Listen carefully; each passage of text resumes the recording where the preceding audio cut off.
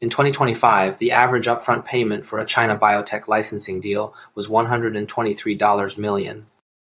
In 2026, that number jumped to $167 million, a 36% increase in 1 year. Everyone reads this as biotech recovery. That interpretation is wrong. This is not a recovery story. It's a deadline story. The companies paying those upfronts aren't betting on the future. They're racing against a date that's already on the calendar. I chose this topic because the conventional narrative misses the mechanism. The last episode of Biotech showed you the data. ASCO records, upfront surges. 3 mega deals in 1 month totaling over $44 billion. This episode answers the question I left hanging. Why now? What changed? The answer isn't on the supply side, it's on the demand side. And the demand side has a date certain. Between 2025 and 2030, approximately 190 drugs will lose their exclusivity. 69 of them are blockbusters, each generating over $1 billion in annual revenue. The total revenue at risk sits between $236 billion and $400 billion. That's not a gradual decline, that's a cliff. Revenue that took decades to build, gone in a single year when generic versions enter the market. The single largest event is Keytruda. Merck's checkpoint inhibitor generated $29.5 billion in 2024 revenue. It goes off patent in 2028. The largest single revenue loss in pharmaceutical history. Merck's pharmaceutical division depends on Keytruda and Gardasil for roughly 59% of its revenue. When Keytruda goes, the hole is existential. And there's a new wrinkle. The Inflation Reduction Act lets Medicare negotiate drug prices before exclusivity expires. Keytruda will likely face Medicare price pressure before 2028. The cliff doesn't start when the patent expires. It starts when the price negotiation begins. The window to replace that revenue is already closing. 190 drugs. $236 to $400 billion. A deadline that can't be pushed. Every MNC with a patent cliff faces a strategic choice. Build replacement pipelines internally, or buy them. Internal R&D takes 8 to 12 years from discovery to market. The patent cliff arrives in 2 to 3 years for most of these drugs. You can't close a 10-year gap with a 3-year runway. So MNCs buy. In the first 5 months of 2026, biotech M&A reached $106 billion, over 200 transactions. The highest figure for the same period in history. That's not optimism, that's arithmetic. The deadline is fixed. The only variable is where you source the replacement. And the fastest source happens to be in China. 4 production factors. Each one a comparative advantage that existed before but wasn't fully priced until MNCs had a deadline. Cost. Discovery phase R&D in China runs 20 to 30% of Western benchmarks. Clinical trials, 20 to 50%. Phase 3 oncology trials cost approximately $25,000 per patient in China. Western benchmarks put that figure at $69,000. Same trial, same endpoint, different cost structure. Speed. Patient enrollment runs 3 to 5 times faster than in Western markets. IND approvals take 20 days compared to 30 days under the FDA process. The time compression isn't marginal, it's structural. China's patient population and centralized hospital system make it possible. Scale. 4.2 million new cancer cases per year. That patient pool makes phase 3 enrollment possible at a pace no other market can match. Quality. The FDA accepts Chinese clinical trial data in the large majority of new drug applications that include it. One analysis of FDA filings puts the figure at roughly 92%. The data isn't just fast. It's good enough for the FDA. 4 factors. Cost, speed, scale, quality. Each one is a production factor endowment. Together, they create a comparative advantage in pharmaceutical R&D execution.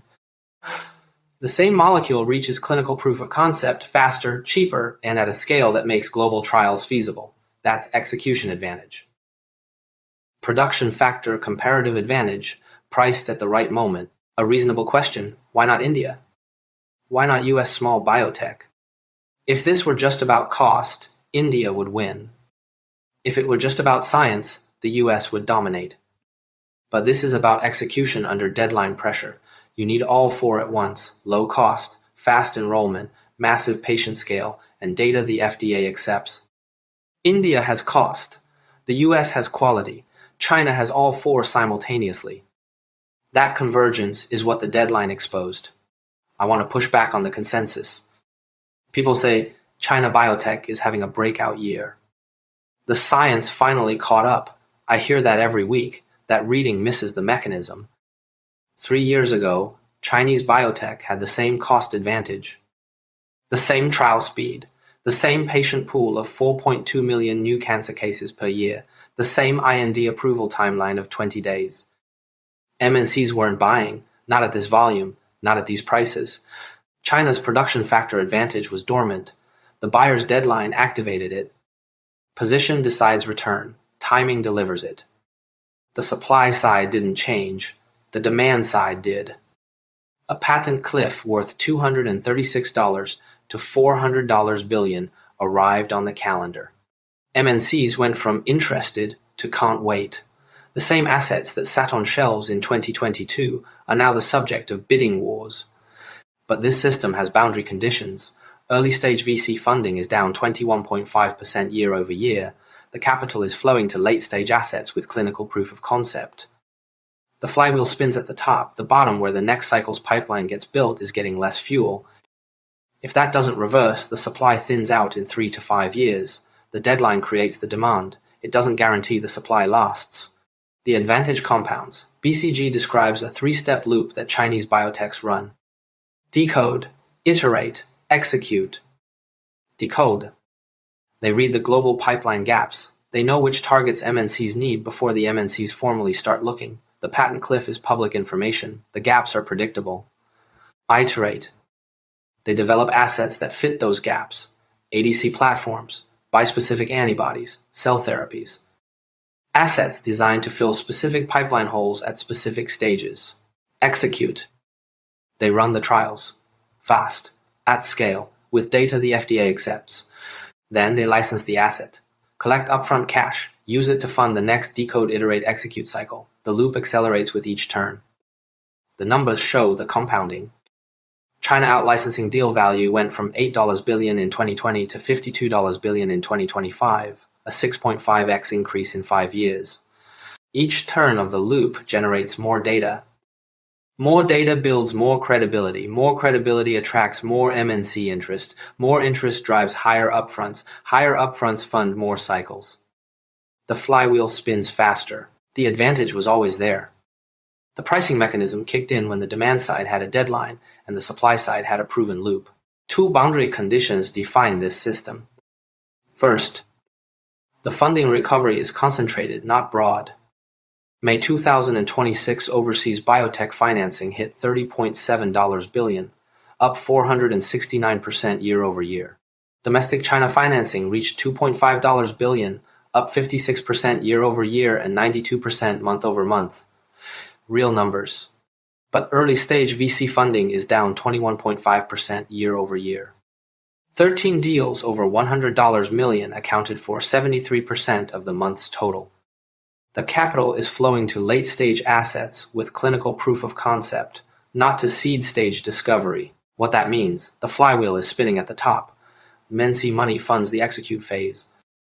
But the decode and iterate phases, the early discovery work that feeds the next cycle, is getting less capital. If early-stage funding stays suppressed, the pipeline thins out in 3 to 5 years. The flywheel slows. Second, the window isn't permanent. The IRA's Medicare price negotiation adds a second layer of pressure on MNC revenue. Even before patents expire, drug prices face negotiated cuts. That compresses the ROI on every acquisition. If the math on a licensing deal stops working because the acquired drug's price ceiling drops, MNCs slow their buying. And regulatory friction persists. In episode in last week, I covered the 3 fronts. Coins Act, binsa, FDA data restrictions. None has reached its final form, but each one narrows the pathway a little more. The pipe is the same. The friction increases. These constraints don't invalidate the mechanism. They define its operating range. The patent cliff is a $236 to $400 billion problem. It belongs to multinational pharma. China's execution flywheel is the solution, for now. The mechanism is clear. A deadline creates demand. Production factor comparative advantage creates supply. A proven decode iterate execute loop connects them. The flywheel compounds from $8 billion to $52 billion in 5 years. The risk is equally clear. Early stage funding is contracting. The pipeline that feeds the flywheel is getting thinner. Regulatory friction narrows the pathway. The window stays open as long as the deadline pressure exceeds the friction cost. When that math flips, the deal machine slows. I don't know when that flip happens, but I know what to watch. Early stage VC flows, IRA price negotiation outcomes, regulatory rule finalization. Those three signals will tell you whether the flywheel accelerates or decelerates. The patent cliff gave China Biotech its timing.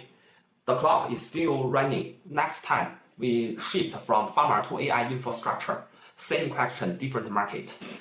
When capital runs ahead of revenue, where does the risk land? In 2026, roughly $570 billion in AI-related bonds will be issued globally. In collateral behind, a growing share of the debit is GPU hardware that depreciates on a 3-year cycle. I will show you how the AI build-out is being financed, who hold the debit, and what happens when the GPU clock runs out. If you found this useful, subscribe. I will see you next time.